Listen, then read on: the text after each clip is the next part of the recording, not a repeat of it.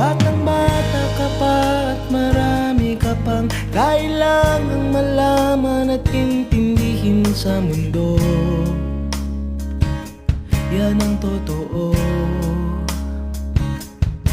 Nagkakamali ka kung akala mo na ang buhay ay isang mumunting paraiso lamang.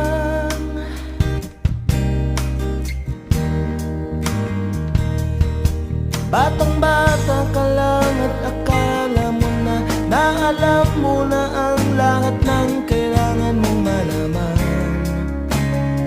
Buhay ay di ganyan.